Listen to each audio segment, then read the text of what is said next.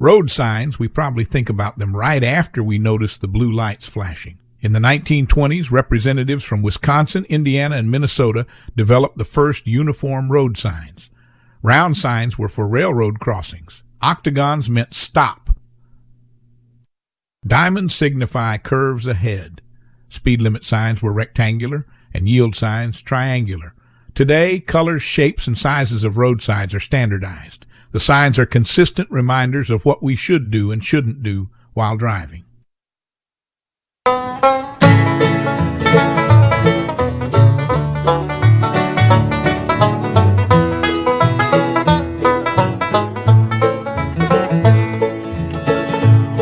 There'll be no detours in heaven, no rough roads along the way.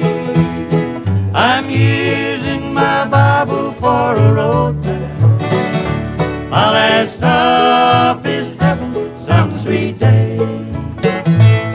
I'm using my Bible for a road map. 10 commandments, they tell me what to do. The 12 disciples are my road signs, and Jesus will take me safely through. There'll be no detours in heaven, no rough roads along the way. I'm using my Bible for a road map. My last stop is heaven some sweet day.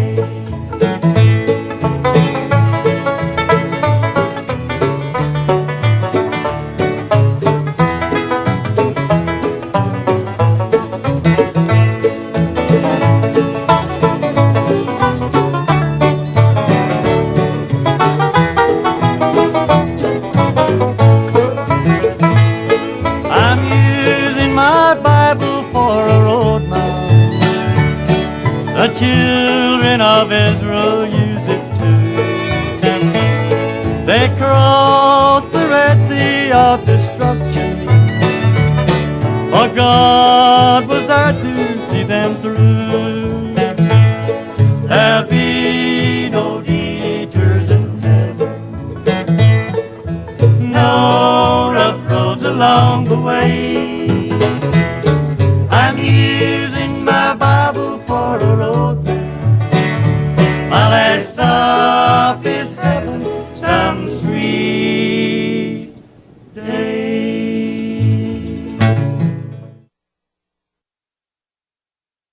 What is the primary purpose for traffic signs? Which sign can cause the most difficulty if you ignore or disobey them?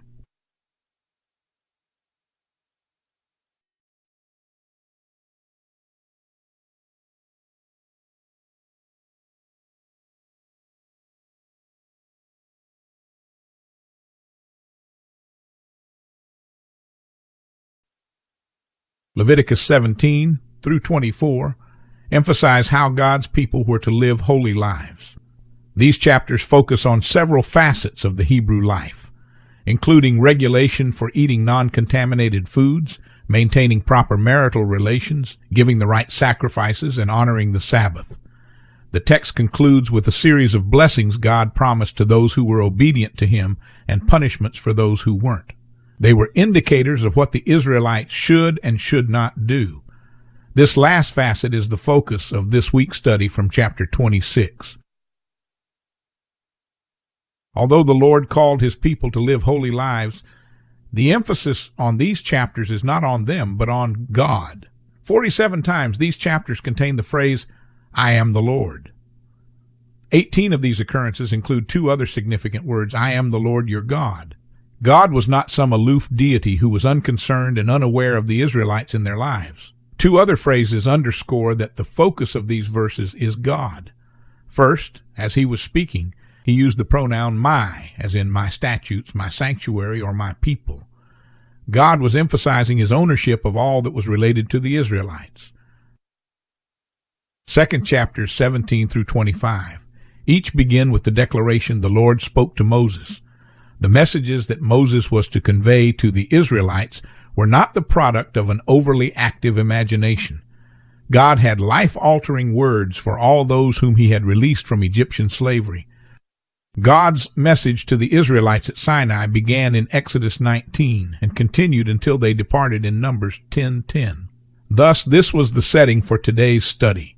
And as he did on tablets of stone with Moses, God had a message for his people. That message still speaks and applies to us today. Read Leviticus 26, 1-13. Underline each occurrence of the phrase, I am the Lord. Why do you think the Lord repeated this when giving his instructions to the Israelites?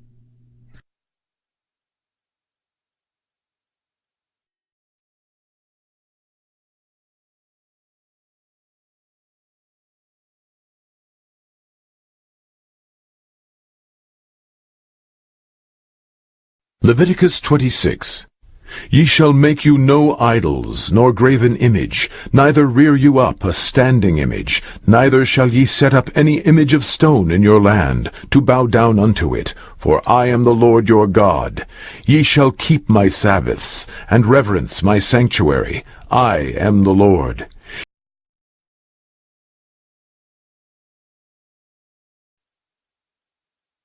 Jacob's descendants were in Egypt for 400 years. God chose Moses to lead them from a land of captivity to the land of Canaan. Egypt and Canaan were vastly different but shared one similarity. Both lands were replete with multiple gods. The Egyptians and the Canaanites worshiped these idols. God's first instruction concerning these false gods was do not. 3 prohibitions accompany that instruction. Do not make, set up, or place. The verb make covers any process, whether to carve, mold, or draw. The verb set up means to establish or erect something long-term or permanent. To place means to physically put or stand something in a certain place.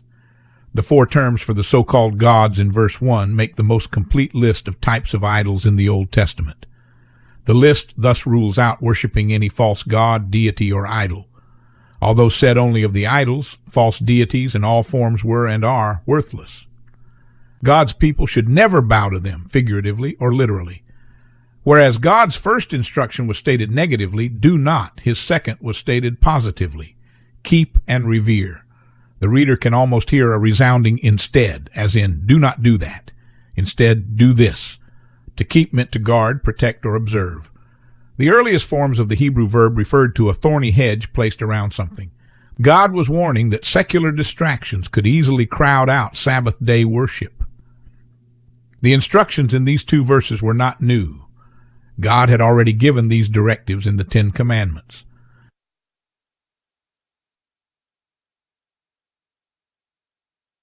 Why is it difficult to identify the idols in our lives?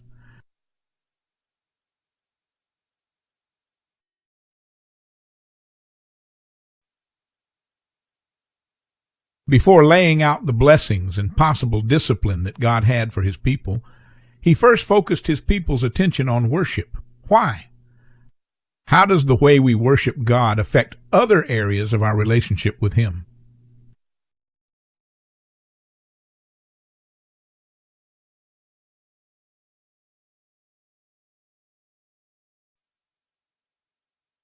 To God we owe the highest love, reverence, and obedience.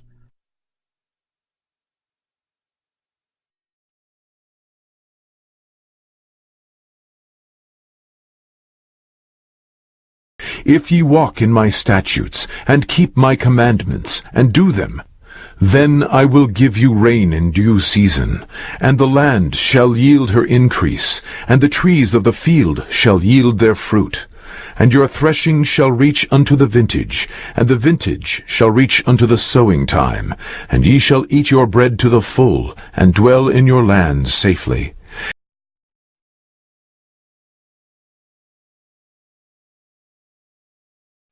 Used together, the verbs follow and faithfully observe are intended to convey a single idea. The statutes and commands did not mean only those in verse 1 and 2. The terms apply to all the directives God had given since his people first arrived at Sinai. God began by stating the rewards his people would receive if they obey his statutes and commands.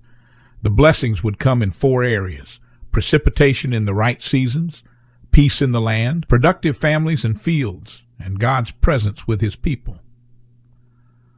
The land to which Moses was leading God's people had predictable annual rainy seasons. These came at the right time. The early rain came early in the agricultural cycle in the fall after an arid summer, typically October through November. These rains softened the ground for plowing fields and sowing barley seeds. This was the sowing time mentioned in verse 5. Early fall was also when workers harvested and processed olives. The more intense latter rain came February through April. It was essential for ripening barley and wheat, grains harvested in the spring and early summer. The grape harvest came late in the summer during the dry season. It continued until the sowing time, which, as mentioned above, began in the early fall. God promised that if his people obeyed his statutes and commands, the seasonal rains and abundant harvest would continue year after year, and the people would have plenty of food to eat. Rather than be threatened by famine, the people would live securely in the land. Failing to obey God's directives, however, would bring judgment. He would withhold the rain. And I will give peace in the land, and ye shall lie down, and none shall make you afraid. And I will rid evil beasts out of the land, neither shall the sword go through your land. And ye shall chase your enemies, and they shall fall before you by the sword. And 5 of you shall chase 100, and 100 of you shall put 10,000 to flight. And your enemies shall fall before you by the sword.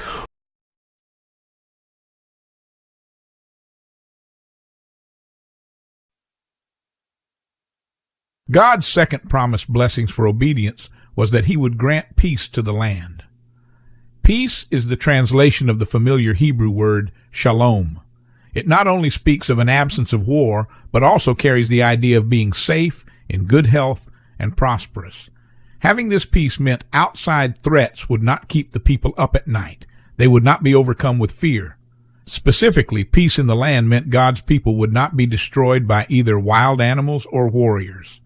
Either of these entities could normally threaten human life. Numerous dangerous animals once lived in ancient Canaan, including lions, tigers, and bears. Oh my. Actually, Tony added that part. This is what the book really said. Leopards, brown bears, and wolves, none, though, would be a threat to the sons of Jacob. Additionally, no enemy would be victorious over them. If attacked, God's people would have decisive victories. The odds and size of the armies would not matter. A handful of Israelite soldiers would destroy a horde of enemy combatants. Failure to obey God's commands would bring his judgment. Later statements in this chapter explain that the same weapon that Israelites would use for their protection would be used against them.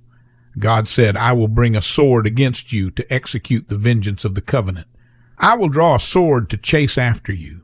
Even though the sword was in the hand of a human warrior, God would be the one who would use the sword against the disobedient and errant Israelites.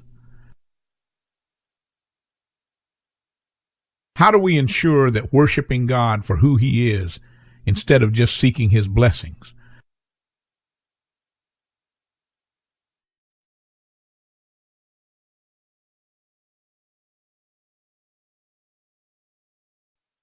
For I will have respect unto you, and make you fruitful, and multiply you, and establish my covenant with you.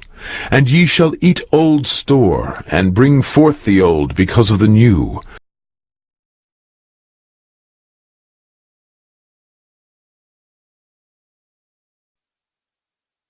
These verses begin with the promise that God would turn to his people.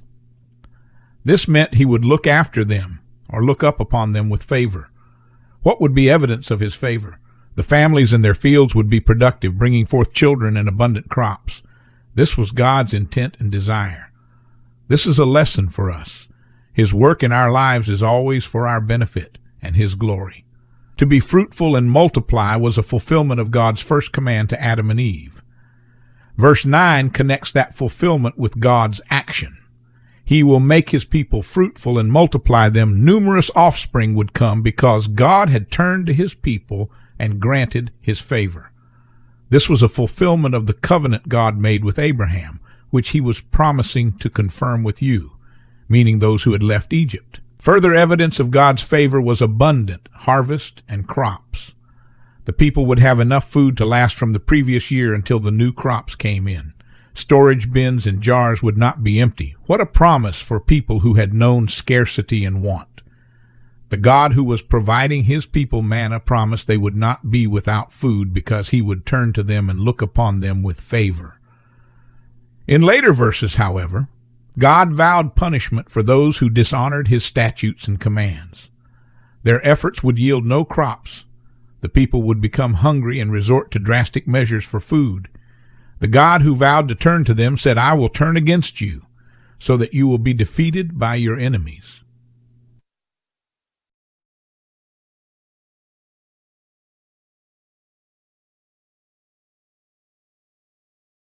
And I set my tabernacle among you, and my soul shall not abhor you.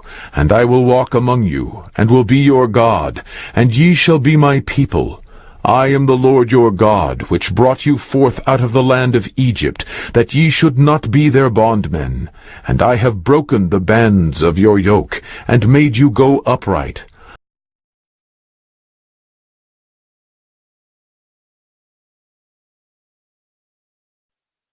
These verses contain the final area of God's blessings for his people's obedience, his presence with them, his residence among them, referred to the tabernacle. Whereas Exodus began with the Israelites feeling distance from God's presence and protection, Leviticus draws near its close with the promise that God would dwell among them. Further, he promised he would not reject them. Instead, God would walk among his people. This echoes events in Eden, when God went walking in the garden at the time of the evening breeze. For the Israelites, God's presence was evidenced in the tabernacle.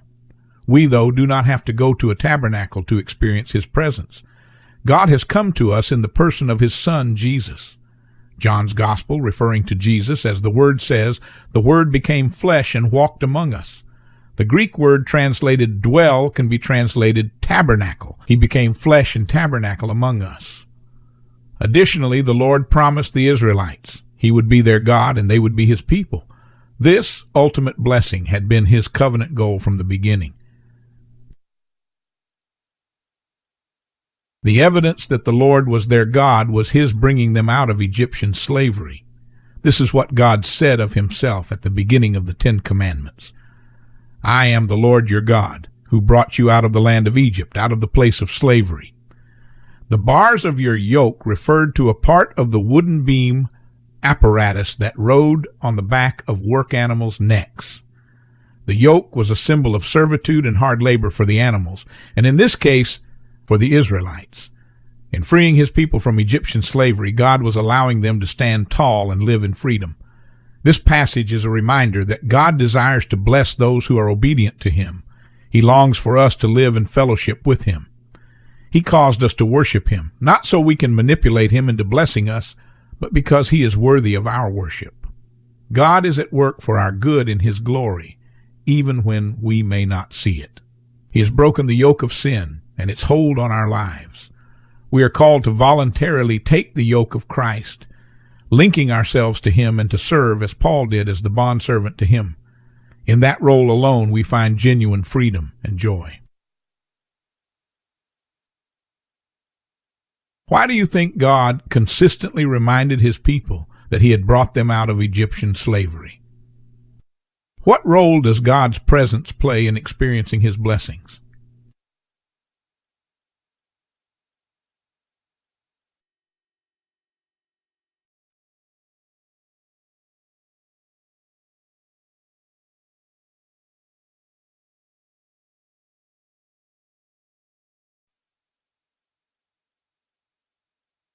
God desires wholehearted devotion. God blesses those who faithfully observe his commandments. God sent Jesus so that we might break free of sin's chains and live in a relationship with him. Is there some issue or challenge that potentially keeps you up at night? What can you do to experience peace rather than distress and worry? Examine your life for gods that you may have made, set up, or become comfortable with. What actions can you take to remove these from your life?